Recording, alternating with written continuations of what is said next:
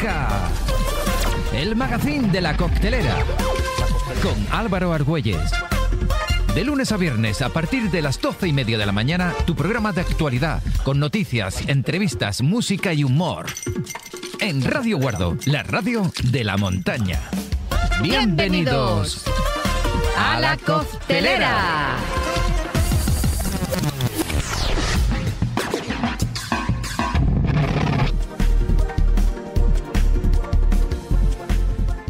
Hoy os vamos a dejar con una entrevista, la verdad que muy interesante, que no la he realizado yo, la ha realizado nuestro compañero Andrés Vázquez, Alejandro Polanco. Así que os dejamos con ella, no se retiren, y nosotros nos volvemos a escuchar el próximo viernes con un programa pues ya también cargado de noticias y de diversas entrevistas que, bueno, van a ir en relación, como siempre hacemos, a lo que acontece durante nuestros fines de semana en nuestra localidad. Así que muchísimas gracias y os dejamos, Álvaro, con la entrevista. Así que hasta ahora, no se retiren.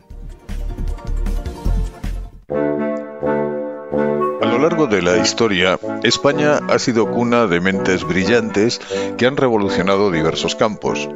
Sin embargo, el reconocimiento internacional de estos inventores españoles a menudo queda eclipsado por figuras más conocidas de otros países. Es hora de reivindicar el legado de estos genios y dar a conocer sus valiosas contribuciones al progreso de la humanidad. No sé si conocían ustedes que el teleférico que cruza las cataratas del Niágara, por poner un ejemplo, es un invento español, o que un gallego diseñó una de las primeras calculadoras mecánicas. La historia de la innovación española está repleta de sorpresas. A pesar de estos logros, muchos de nuestros inventores permanecen en el anonimato.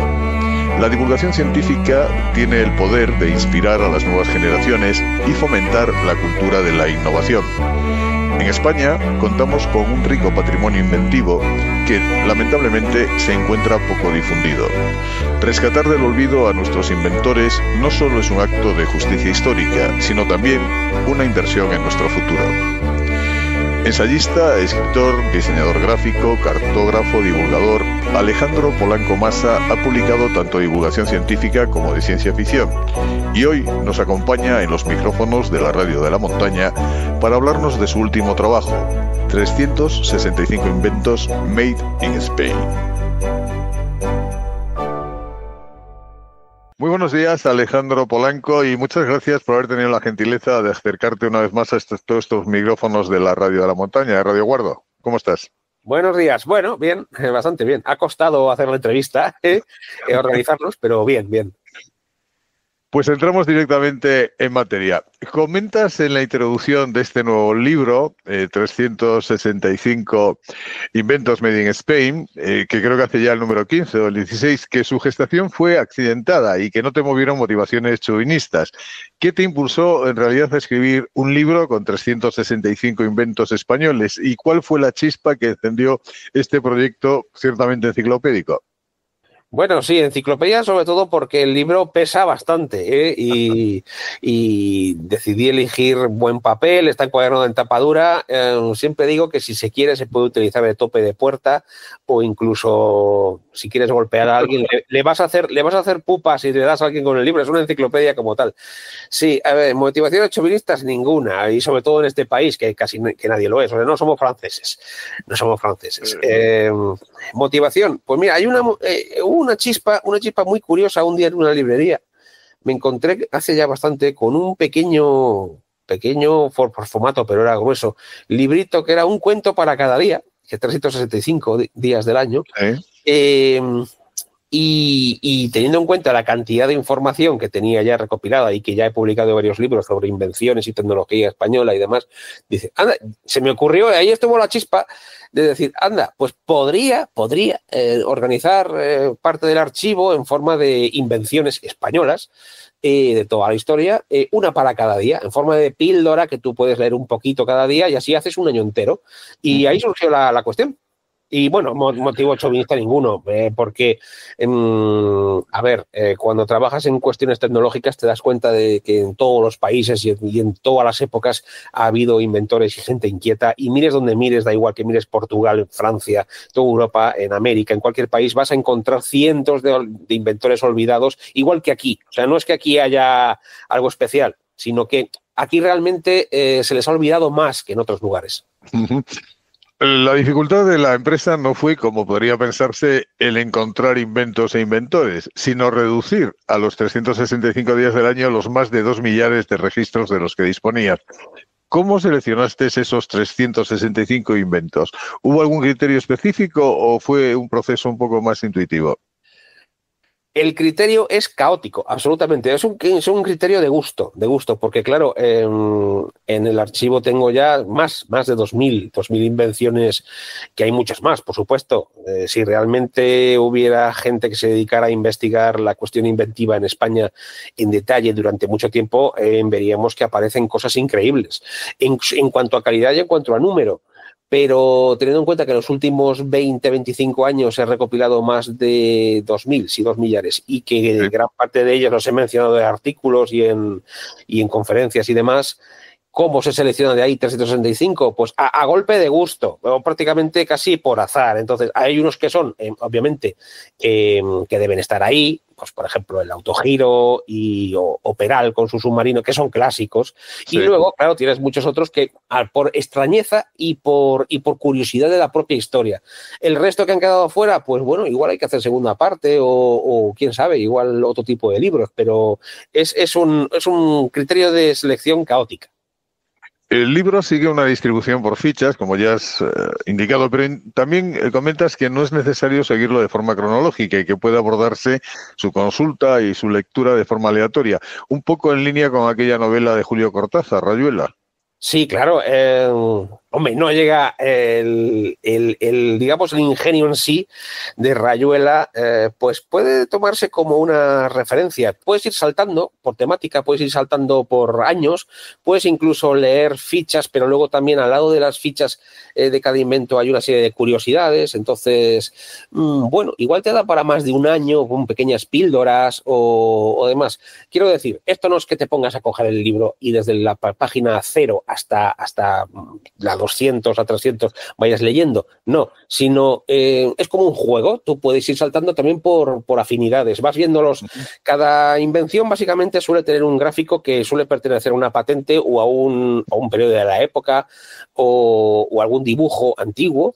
Y si te llama la atención, pues te puedes poner a leerlo. O sea, no pierdes nada por leer un invento ahora de 1860 y luego otro de 1920. No hay un orden, no te pierdes. Tú puedes ir saltando de épocas como si fueras un viajero del tiempo, descubriendo invenciones curiosas. ¿Y cuál fue el mayor desafío al investigar y escribir sobre tantos inventos? ¿Tuviste algún invento que te costara especialmente encontrar información? Bueno, bastantes.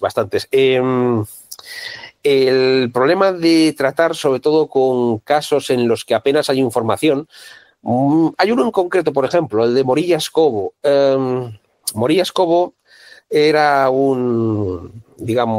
tenía un negocio en Andalucía en la época de la Guerra Civil, al principio de la Guerra Civil y un poco antes, y él había desarrollado un motor rotativo, como muchos otros que se desarrollaron en España en el siglo XX. No solamente existe el motor rotativo Wankel, que es el que se conoce a nivel mundial. Entonces, él creó un motor para un molino de aceite y demás, pero a mí me llegó el eco de esa historia a través de un rumor, y ni siquiera supe si era real o no, hasta que al final, tras varios años de dar vueltas y pistas, familiares ya lejanos de esta persona ya se pusieron en contacto conmigo y dijeron, sí, es real, me contaron la historia de su vida y obviamente luego en la oficina, en el Archivo Histórico de Patentes en Madrid, pues encontré la patente original, allí estaba y así lo he narrado en el libro y es como una especie de aventura detectivesca. Eso me ha pasado con varios inventores y también con familiares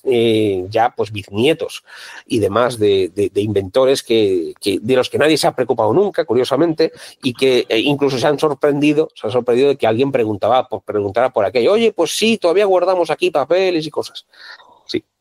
Y además de este caso que has mencionado, ¿ha habido algún otro invento que te sorprendiera especialmente durante tu investigación? ¿Y por qué motivo? Hoy muchísimos. Bueno, pues digamos que hay como una especie de hilo conductor que es lo que más me ha sorprendido cuando al final ya lo tenía todo terminado, y es, digamos, la historia triste que hay detrás de la mayoría de ellos. en este país eso es algo sí que es común, digamos, por aquí. Ha sucedido en todo el mundo. O sea, sí. Por ejemplo, Edison inventó la bombilla. No, y Edison lo único que hizo fue poner en valor, que era un genio del marketing y de la comercialización, puso en valor las ideas de muchos otros inventores hasta lograr un modelo funcional y económicamente viable, y ganó dinero con ello, con lo cual, digamos que sí, creó la primera bombilla comercial exitosa. Pues aquí es que pasaba más o menos lo contrario. Durante muchas épocas, hoy en día, pues digamos que todavía, digamos, cierta inercia, en muchas de las historias del libro se menciona gente que dedicó décadas a lograr objetivos determinados, máquinas, a hacer pruebas, a gastar su propio dinero, que acabaron en la ruina o acabaron olvidados y nadie les hizo caso. Y luego con el tiempo se ve pues que la mayor parte de ellos tenían bastante razón, eran adelantados a su tiempo, pero sus vidas acabaron en un trágico olvido, ya incluso en vida de ellos, porque no se les hacía ningún caso. Y es como una especie de hilo conductor un poco negativo, pero bueno, como lo he aderezado con curiosidades y demás, intento que no afecte mucho al carácter completo del libro y que no quede muy oscuro. ¿Y por qué crees que este libro pudiera cambiar la percepción que se tiene en España sobre su capacidad innovadora? No sé por qué, pero en España tenemos una manía bastante profunda de no considerar interesante prácticamente nada que sea nuestro. De hecho, hay un curioso personaje que menciono en el libro que es familiar mío lejano, muy lejano, de Santa Cecilia del Alcor, en Palencia, Doncel Hermoso, que era un visionario de la meteorología a finales del siglo XIX, era totalmente autodidacta y llegó a crear los primeros boletines meteorológicos serios de Europa y prácticamente del mundo. Pero nadie le hacía caso hasta que de repente, un día, pensó en utilizar un acrónimo y ponerse un seudónimo que sonaba como nórdico. Noherlesom se llamaba, o sea, un nombre así muy curioso. Entonces, desde que la gente empezó a pensar que era alguien de Europa del Norte, le empezaron a hacer caso y se hizo famoso. Pues aquí pasa algo así. Parece que lo de fuera es mejor y lo de aquí, como que no vale nada, aquí nunca ha pasado nada. Y bueno, somos un país que se ha creído la leyenda negra, que otros han creado fuera, que no es el primer país que tiene una leyenda negra. Lo que pasa es que somos, creo que, el único país del mundo en el que te imponen un San Benito y tú te lo crees y encima lo fomentas. Pues creo que va con el carácter de la persona, una especie de resignación oscura que, bueno, no sé si viene de la Contrarreforma o yo qué sé, pero el caso es que nos viene de lejos esa manía de decir que lo nuestro no vale para nada y que lo que viene de fuera pues es mejor. Pues mira, resulta que no. Cuando empiezas a investigar te das cuenta de que aquí ha habido genios y maravillas que las hemos olvidado a propósito y que están ahí. Y esta idea de que España no es un país de inventores, ¿crees que responde más a factores históricos, culturales o alguna otra razón? Yo creo que más bien a factores psicológicos. Hay una especie de psicología de masa que por alguna razón yo creo que habría que ahondar en ello en profundidad, hace que una especie de inconsciente colectivo piense que no, bueno, que inventen otros, la famosa frase, sí. Que bueno, ya desde la época de Unamuno, Ortega y demás, digamos que el primer tercio del siglo XX fue una época dorada de la invención en España y demás. Claro, también es cierto que luego nos llega la guerra civil, hubo un parón, pero ciertamente hasta los años 40 y 50 también hubo mucha inventiva. Entonces no es algo que digas, bueno, es que se quedó todo. No. Hay algo digamos, en la mentalidad colectiva que hace ver, digamos que sería un antichauvinismo. A ver, conozco a algunos franceses, bastante franceses, y la verdad sí que es cierto que se pasan un poquito valorando lo suyo. O sea, vamos, lo suyo es lo mejor y nada, no hay más. En cambio, aquí hacemos lo contrario. Lo contrario. O sea, y tiene que haber alguna razón profunda psicológica en grupal para eso, porque no es normal, desde luego no es algo normal en lo que se ve en el mundo, vamos. Uh-huh. ¿Y qué inventores españoles crees que son más importantes y que han sido injustamente olvidados? Hay muchísimos. Uno de los principales motivos por los que creé este libro y algún otro similar que hice antes es que, como tengo muy mala memoria, pues me sirven de referencia. Y aparte del archivo, pues si lo tienes en el libro, luego puedes ir buscando rápidamente pues el tal dato o cual. Pero por ejemplo, yo creo que uno de los más desconocidos y que ayudé a rescatar fue Fidel Pallés, que fue el inventor de la anestesia epidural. Es un ejemplo de muchos otros. Ha habido muchos investigadores médicos en este país que han inventado cosas, no ya procedimientos médicos, sino invenciones realmente de máquinas, desde seriógrafos, recuerdo, menciono en el libro, seriógrafos de rayos X tridimensionales, aparatos de analíticas, cosas increíbles que la gente no sabe que se han inventado en España, y una de las más increíbles fue la historia de la anestesia epidural. Pallés era un médico militar. De hecho, hay muchos militares en el libro, porque los ingenieros militares y los médicos militares contribuyeron mucho al desarrollo científico y técnico, sobre todo en la primera mitad del siglo XX y finales del siglo XIX.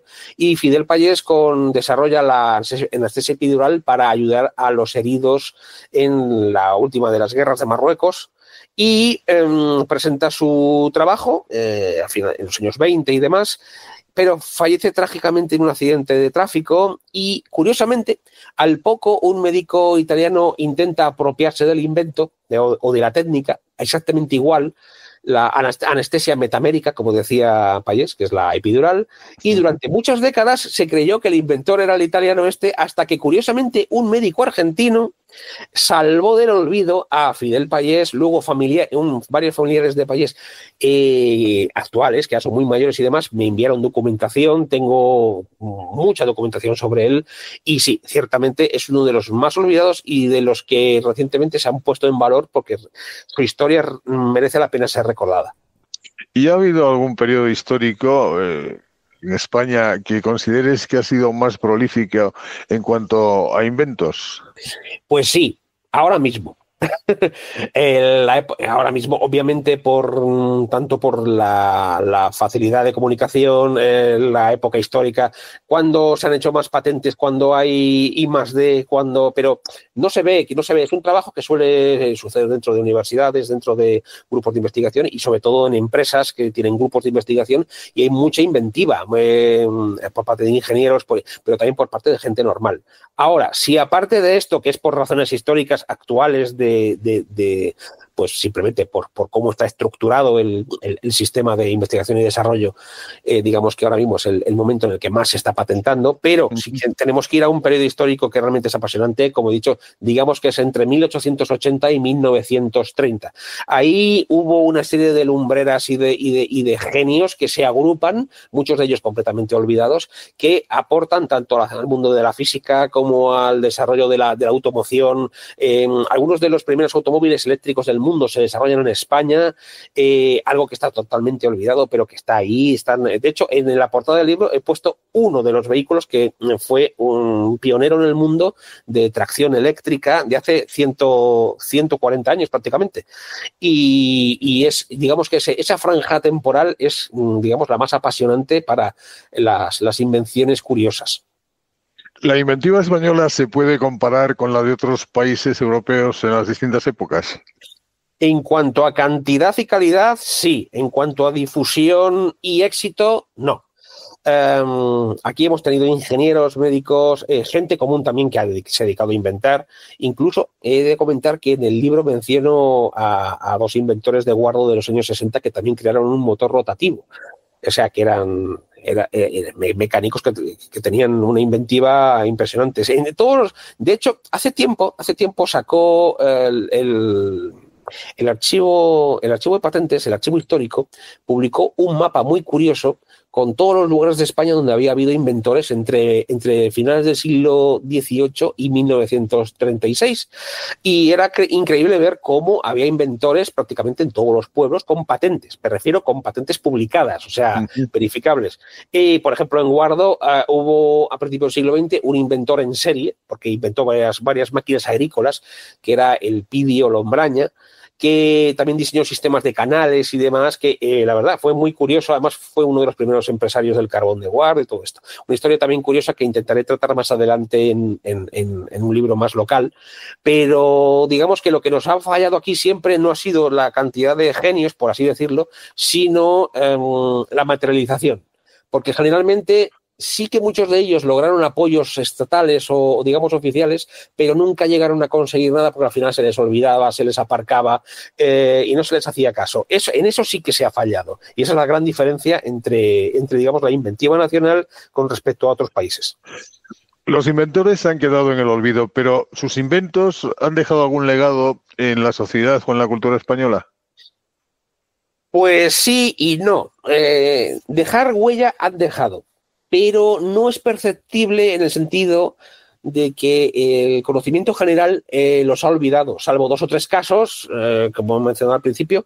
La gente no tiene constancia, no tiene conciencia de que algunos de los aparatos que utiliza constantemente pues se han inventado aquí. Por ejemplo, un ejemplo es la fregona. La fregona. Siempre se ha dicho que lo que se hace en España es inventar cosas a las que les pones un palo, pues como el chupachus, ¿no? el futbolín o la fregona. Son los 3 clásicos que, bueno, en realidad el futbolín no es una invención como tal española, sino que es una adaptación de un modelo que tuvo mucho éxito con Alejandro Finisterre, que luego en realidad él tampoco logró gran éxito, sino fueron otros. La fregona fue un invento que, bueno, pues ahí está con el famoso cubo y demás, que también tiene una historia detrás. Y bueno, el chupachups, pues realmente tampoco es un invento, porque existían caramelos con palo desde hacía mucho. Lo que pasa es que son modelos comerciales, son lo que se dice objetos que se patentan, pero que no son invenciones. Son modelos de utilidad. Pero desde la época del autogiro, sobre todo en temas médicos, por ejemplo, y hay invenciones que se utilizan como es el modelo estándar de jeringuilla de plástico desechable, que curiosamente inventa la misma persona que inventó el aragonés la fregona, las jeringuillas que se utilizan, es un invento español. Y si nos ponemos a pensar en utensilios o demás, por ejemplo, la primera lavadora realmente automática lo inventa una mujer española en el siglo XIX y ya hacía todos los ciclos de prelavado, luego el lavado, centrifugado y demás. ¿Tuvo huella, impacto? Sí y no, porque fue copiada. Pero realmente ella no llegó a ver nada y nadie la recuerda. Entonces, sí que hay huella en saber que utilizamos objetos a diario que han sido creados en España, pero lo triste es que la gente no lo sabe. ¿Y cuáles crees que son las tendencias actuales y en qué sectores aparecen como más prometedores en temas de innovación ahora mismo en España? Bueno, pues como he dicho, digamos que la era dorada de las patentes y de la invención es ahora mismo, pero es por una cuestión coyuntural, obviamente. La estructura de las empresas de la innovación en Occidente y en todo el mundo hace que prácticamente las grandes industrias, también pues en este caso el Consejo Superior de Investigaciones Científicas, los departamentos universitarios dediquen grandes esfuerzos a la innovación, o sea, a la creación de novedades tecnológicas o de investigación básica que nos lleven pues más adelante. Pero es un asunto puramente competitivo con respecto a otras economías. Aquí, obviamente, quien más no digamos tenga número de patentes, sino calidad, pues es el que va por delante. Obviamente, hoy en día, pues ¿quién va por delante? Pues ¿quién ha ido últimamente? Estados Unidos, Alemania, China está invirtiendo mucho en investigación y desarrollo.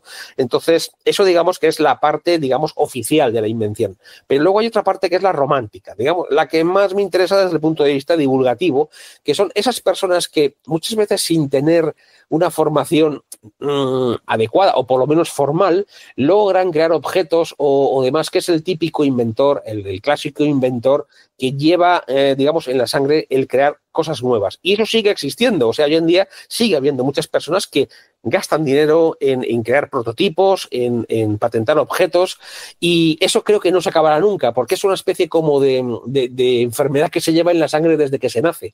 Y aquel que es inventor innato no lo puede dejar, aunque generalmente nunca llegue a nada. Y más allá de la escasez material y de financiación, ¿qué principales desafíos crees que enfrenta la innovación en España actualmente? Pues Si vamos a los dos grupos, como he dicho, uno sería el oficial, el de ingenieros, físicos, químicos, técnicos de todo tipo que trabajan en I+D, pues obviamente, primero hay un gran coco que es terrible, que es la burocracia. La burocracia se lo come todo y muchas veces hace que lo que era una pasión por el desarrollo y por la ciencia convierta a las personas en meros robots que lo único que tienen que hacer es rellenar papeles para conseguir que si este trienio tenemos esta subvención o demás y conseguir la financiación. Entonces, la simplificación de la burocracia tendría que ser una de las prioridades tanto españolas como europeas, porque digamos que es un freno prácticamente a todo. Otra cosa también es la financiación en sí de grandes proyectos, pues desde los proyectos de fusión nuclear o, por ejemplo, ahora algo muy novedoso que es la creación de pequeños reactores nucleares que podrían ser, los salvadores, entre comillas, de la crisis energética y demás que están en desarrollo y que bueno, pero necesitan su financiación y son proyectos a largo plazo. Y luego, desde el punto de vista de los inventores clásicos, pues nada ha cambiado. O sea, en realidad no hay ningún tipo de apoyo. Hay asociaciones de inventores, eso es curioso. Hay grupos de apoyo, pero generalmente la tarea del inventor solitario y, digamos, romántico sigue estando ahí, como siempre, y no van a tener apoyo porque, obviamente, se les ningunea. Y muchos de ellos les ha pasado lo que ha pasado siempre, que inventan cosas... por ejemplo, es clásico algo que sucedió no hace tanto, en los años 70, un ejemplo que ahora mismo me acaba de venir a la mente del libro, como que un catalán que inventa el antirrobo clásico de las motos, creo que se llama Pitón, que es una especie de cadena que tú lo cierras con un candado, y también el antirrobo para automóviles, aquella barra que se solía poner Bueno, pues gastó mucho dinero. En mi opinión, a lo tonto, porque no hay quien le ponga puertas al campo, porque en cuanto salió el producto lo empezaron a copiar de los chinos, lo empezaron a copiar de incluso franceses y demás, y claro, demandó a todo el mundo para intentar que parara aquello y no pudo. Si sigue sucediendo, es que sigue sucediendo. Copian, modifican un poco un objeto y lo repatentan, y al final resulta que el pobre inventor, o incluso a veces también pasa con grupos de invención o grupos de desarrollo de empresa, hay verdaderos combates y demandas judiciales muy gordas por intentar frenar lo que es la copia y la comercialización ilegal de productos, porque al final el que lo ha creado generalmente acaba sin tener ningún tipo de rédito, y otros son como vampiros, te van chupando ideas y lo sacan al mercado y aquí no pasa nada. Bueno, ese es todo de los grandes retos. La educación sin duda puede jugar un papel fundamental en el fomento de la cultura de la innovación, pero ¿hasta qué punto crees que puede resultar útil desde un punto de vista didáctico, como material de trabajo, esta obra tuya en centros de estudio, escuelas, institutos? Pues creo que puede ser interesante, aunque, bueno, a ver, esto suena pretencioso. O sea, ¿se puede utilizar en las escuelas? Pues sí, claro, es muy interesante porque ves la historia de los inventores, conoces muchas invenciones made in Spain, o sea, hechas en España, que casi nadie sabía que eran de aquí, pero claro, eso luego tienen que juzgarlo pues profesores, educadores y demás. Ya más de uno me ha dicho, ya me lo han comentado, que en las escuelas y demás sí lo van a utilizar porque se han quedado impresionados y bueno, les ha gustado mucho la obra, y todo el mundo comenta que les parece asombroso el contenido, porque básicamente es una enciclopedia de invenciones hechas aquí, hechas en España, sobre todo en el último siglo y medio. Y claro, eso desde el punto de vista educativo pues puede ser muy interesante, porque puede hacer que las nuevas generaciones le encuentren gusto a crear objetos nuevos, a crear nueva tecnología. Así que, pues sí, posiblemente no seré yo quien lo diga, será el tiempo el que ponga la cuestión en su sitio, pero creo que es un libro que merece la pena ser utilizado como material didáctico. ¿Y hay alguna fórmula con la que se pueda fomentar el emprendimiento y la creación de startups en España? Esa pregunta nadie tiene respuesta. A ver, desde luego soltando dinero porque sí, no. O sea, no funciona. Y además es que tampoco está muy accesible. O sea, se habla mucho de subvenciones, se habla mucho de ayudas, pero hace falta tener igual que con los inventores clásicos, que como dije, suele ser gente que de forma innata tiene un impulso por crear algo nuevo en el mundo de la tecnología, el crear una startup o ser un emprendedor es algo que tiene que llevarse en la sangre y haberlo visto desde pequeños. Entonces, yo sí que recomendaría empezar a hacer una política de fomento de la creatividad y del mundo empresarial en escuelas, colegios, institutos y también en la universidad, porque parece que hoy en día prácticamente todo el mundo quiere ser funcionario. A ver, yo no digo nada, pero eso es un desastre para un país. Si no hay una masa de gente que quiera arriesgarse, porque esa es la palabra, arriesgarse, porque crear una startup supone un riesgo muy grande en el sentido de que puedes perder tiempo, puedes perder dinero y no llegar a nada. En crear algo nuevo, crear un nuevo tipo de empresa innovadora y demás, si no hay ese acicate y no hay ese deseo, pues nos va a ir muy mal a largo plazo. Entonces yo creo que hay que empezar desde abajo y fomentar el impulso creador, porque eso es lo que luego va a llevar a crear startups y demás. Porque una startup, o sea, una empresa de crecimiento rápido con un producto innovador, no es algo que se vea todos los días. Y desde luego crear un unicornio, o sea, una gran empresa surgida de la nada que tenga un valor muy alto, pocas veces se ha visto en este país, y porque, bueno, digamos que la gente se queda, bueno, es que no quería decirlo, pero yo diría que en lo cómodo, y prefieren no arriesgar, yo lo entiendo, no arriesgar para crear, que obviamente no son muchas las que llegan hasta el final, pero si no lo intentas no sabes si llegarás a ello. ¿Y hay algún mensaje que quieres transmitir o que aún sin pretenderlo crees que puede transmitir este libro a los lectores, especialmente a los más jóvenes? Hombre, yo creo que el mensaje implícito es bastante claro. España, defínase como se quiera, geográficamente, históricamente o como se quiera, no ha sido una excepción, ni mucho menos, en lo que es el desarrollo tecnológico en la historia, y que hay una especie de gran mentira encima de nosotros o de complejo de inferioridad que es completamente falso. Si a alguien le sirve para quitarse esa especie de nube negra de encima, pues habrá sido un éxito la idea del libro, porque básicamente lo que se ve en el contenido es que aquí, como en cualquier otro lugar, hemos tenido numerosísimos casos de desarrollo tecnológico puntero, a pesar de que hayamos hecho todo lo posible para olvidarlo nosotros mismos. Uh-huh. Antes has mencionado el riesgo un poco del pirateo, que en la actualidad pues se llama, en fin, exponencialmente multiplicado. Pero la importancia de proteger la propiedad intelectual en España, ¿crees que está carente de alguna medida particular?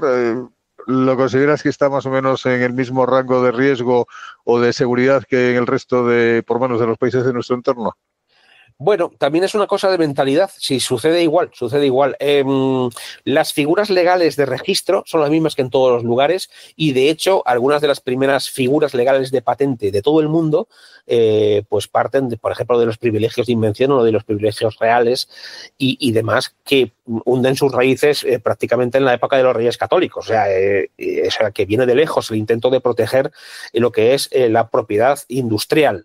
Al igual que sucede con los derechos de autor o en cuanto a libros o derechos de registro de películas, de obras de teatro, en lo que se llama propiedad industrial, que es básicamente a través de patentes, registro de patentes o de modelos de utilidad y demás. Sí, tenemos un sistema muy bueno, la Oficina Española de Patentes y Marcas trabaja, bueno, digamos que relativamente bien, tiene una estructura bastante sólida, tiene una historia muy larga y administrativamente, pues digamos que estamos completamente cubiertos. Pero a nivel, digamos que incluso de sociedad como tal, no se considera como muy grave que roben una idea o que plagien una invención o tal. No. Y yo creo que ese es el principal fallo. No es tanto de figura legal o de protección administrativa como de valorar lo nuestro, lo propio, e intentar que haya una especie de sentido o de digamos, querencia por lo nuestro, que no existe. O sea, no se ve. Porque claro, se parte de que, bueno, es que tampoco se inventan grandes cosas ni nada, o sea, aquí no se hace nada. Y se trata el caso de inventores a los que les han plagiado o demás, pues como meras curiosidades, cuando en realidad debería ser un motivo de indignación nacional. Y bueno, pues ese es digamos, lo que falta, que digamos que une toda la idea en general de una especie de inconsciente colectivo oscuro. ¿Y qué papel crees que pueden tener las universidades y los centros de investigación en la generación de nuevos inventos? Actualmente son vitales dado que los grupos de investigación dentro de los departamentos universitarios y demás, no solamente por formación, sino por impulso y creación, actualmente se generan una cantidad muy grande de patentes anuales de muy alta calidad, sobre todo en España, en biotecnología, en física y en ingeniería somos punteros en muchos campos que la gente tampoco luego conoce, o sea, no llega al gran público, es labor de divulgadores y demás llegar, pero bueno. El problema de la universidad como tal sería otro. Todo el mundo conoce la endogamia que hay en la universidad, los problemas dentro de politiqueos dentro de cada departamento, todos lo conocemos, todos los que hemos estado dentro y los que estamos y conocemos cómo funcionan las fundaciones universitarias, los rectorados y todo lo que es la estructura administrativa y de dirección de la universidad. Sabemos el desastre que es, pero incluso así, porque es algo secular, se están consiguiendo desde hace varias décadas grupos de investigación y de desarrollo punteros en todo el mundo que merece la pena conocer y que están ahí, así que es un papel fundamental. Y ya para finalizar, ¿qué medidas crees que deberían o podrían tomar las administraciones públicas para impulsar la innovación en nuestro país? Hay otro coco, la administración pública y sobre todo los políticos. Mira, a ver, yo ya no sé qué decir porque tenemos líos políticos hay en todos los lugares. Pero es que aquí es que encima somos tontos, porque encima no hacemos más que echar barro encima de nosotros mismos y no hay coordinación, no hay una especie de impulso nacional. Es que lo de nacional suena claro, como hablar de país ahora mismo, pues como parece extraño a muchas personas y demás, pero sí, tendría que haber una especie de conciencia por intentar mejorar desde el punto de vista de la creación. Entonces, no solamente consiste por parte de las administraciones de crear instrumentos administrativos vía, por ejemplo, ley, sino lo que falla es la mejora burocrática y de aplicación. Como yo he dicho muchas veces, da igual que metas 1.000 millones en un departamento o en un ministerio, que si la ejecución de ese presupuesto no es la adecuada y no está optimizada, no te van a valer para nada. Pues es lo que sucede en muchos campos en este país. Dinero hay muchísimo. ¿Al final se llega a algo con muchas partidas? No, porque se pierden por el camino, porque la burocracia es complicada, porque hay de todo, porque la mecánica interna del Estado pues va lenta y no funciona. Eso es lo que habría que mejorar. ¿De acuerdo? Y ya está. Eso es todo. Digamos que uno de los grandes cocos. Alejandro Polanco, agradecerte la gentileza de estos minutos de divulgación y difusión de todos estos conocimientos y a todos ustedes recordarles 365 inventos made in Spain, una obra enciclopédica y muy interesante, pues puede ser un excelente regalo y desde luego un disfrute para todos ustedes. Alejandro, muchísimas gracias y confiamos en tenerte pronto de nuevo en estos micrófonos. Muchísimas gracias y muy buen día. Gracias a vosotros. Un saludo.